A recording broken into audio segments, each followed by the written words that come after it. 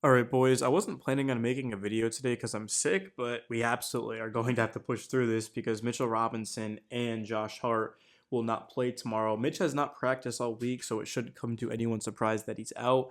The question now becomes who is going to step up and make some plays?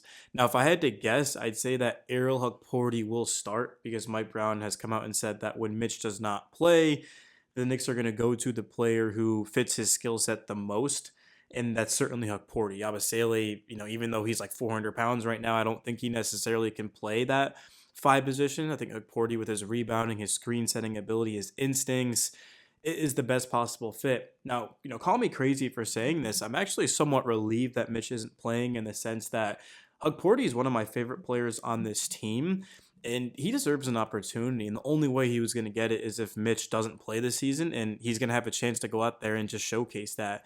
If Hukporti ends up having a very promising season, the Knicks can make the decision to move on from Mitch or to keep him on like a team friendly deal because this is gonna linger, guys. Mitch is going to miss practices, miss games, and if you give him a big contract, you have to kind of live with the consequences because when Mitch isn't out there, who exactly is behind him, right?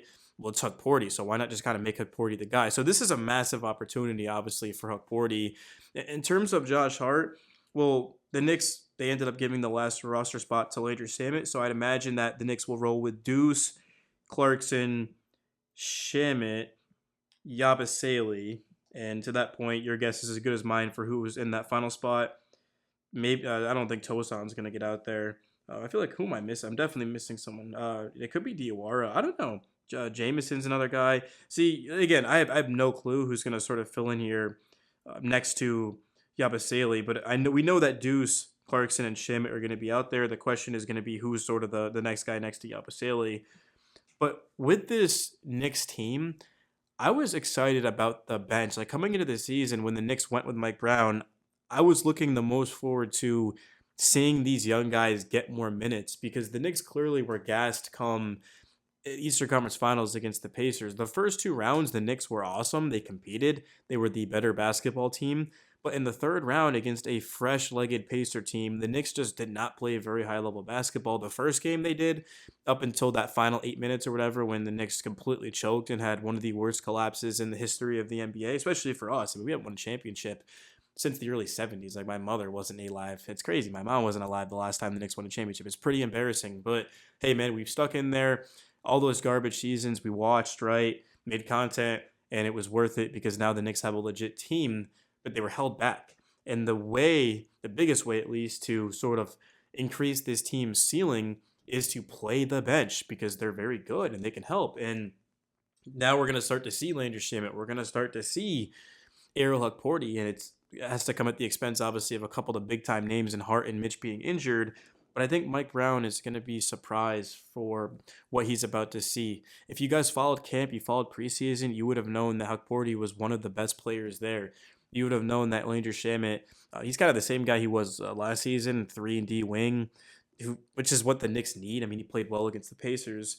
I also would like to see. Oh yeah, Pacome Dadier is actually a name. I knew I was forgetting some. Pacome Dadier is a name that I expect to sort of step in here without Mitch. Wouldn't be surprised if Yabusele does have to play some of the five with Pacome next to him and then Shamit. I think that could work.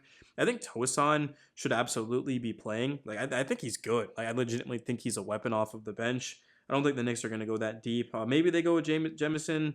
Is it Jamison or Jemison? Let me know because I probably should look that up. I hear some Knicks people say Jamison and then Jemison. Like I couldn't tell you at all. And that's going to be essentially what we see from the Knicks bench. I think Tyler Kolek is going to play some nights, but he's not going to play every night. He's going to be kind of similar to Hukporti. If there's a guard out, then he'll step in. But if they're healthy, he's not going to be out there. Because if the Knicks are fully healthy, I mean, it's already been reported that Hukporti is not going to play. So, but he is going to have to step up here, and we'll see what he can do. It's just wild to me to think that this is the first game of the season because 4 or 5 months ago, the Knicks were in the Eastern Conference Finals, feeling on top of the world, and now you sort of have to restart. I understand that you have to play 82 games because you can get a sense of who the best teams are. You can get the seeding down and reward them and things like that. But this is the first time in, honestly, a while where I looked at the Knicks and said I couldn't care less about the seeding. Like when Brunson got here, it was all about, hey, look, just make the playoffs. After that, it was okay, try to push for one of those top 5 seeds. And then last season, it was, hey, look, try to win the conference. And I know they came up short. The Celtics were good, the Cavs were good. Now it's like who cares, right? It's just get to the playoffs, be healthy. Even Kat said yesterday, he's like, I don't even know my role. So the Knicks need to sort of figure out this team. The good news is that it's essentially the same exact roster, except with Jordan Clarkson and Gershon Yabusele coming off of the bench. But I do think that the Knicks will be honestly fine sort of maneuvering around Mitch's health because they've had to do this for years anyway. Like you could never expect Mitchell Robinson to be fully healthy, and if you do, then you're sadly mistaken. I don't think he'll ever be fully healthy in his career. He's only played. I mean, Mitch has been in the league for what 5 years, and he's had one fully healthy season, maybe 5-6 years. He came in his early 20s. So Yabusele to me is gonna have to step up, man. I don't think he was that great in the preseason. Didn't shoot the ball well. I think he looks a little bit out of shape. It's an understatement. He looks a lot out of shape. And then, of course, with Hukporti next to him, they're going to have to protect the paint. The Knicks gave up a lot of boards just because they were playing smaller. The strength of the Knicks has to be their size. This is a team that last season that just wasn't a strength for them. Like they had Cat, they had Mitch when they were healthy, but a lot of the times like they just like Josh Hart for example, 6'4" in that starting lineup with Brunson and with McHale. Like I just never thought that was the answer, and I don't know why it took Tibbs until the Eastern Conference Finals to make the adjustment to put Mitch out there. But there's also going to be just sort of an identity that's going to have to be filled out here because we don't really know how these guys are going to play together. Adding in Jordan Clarkson and Yabusele is cool, but they have to be able to mesh in with the rest of these guys. And I think there's still an issue with Hart off of the bench when he is healthy because now you have Clarkson, Deuce, and Hart, and like Yabusele. There's just not a lot of size at all. So it will be interesting, again, to see what the Knicks end up doing and how they play and how they look. Now, obviously, we'll watch every game. We'll break it down and look at the film and all that stuff.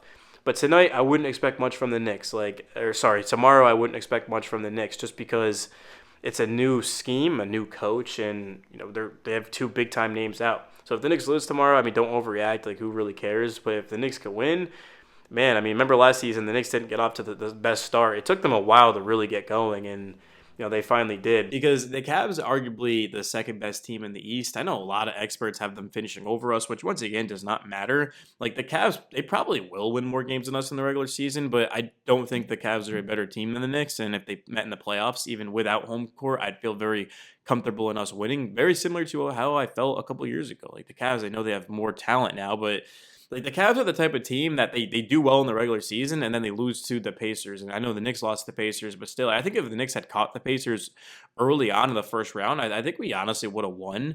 Having played them after the Pistons and the Celtics, like those were two tough series.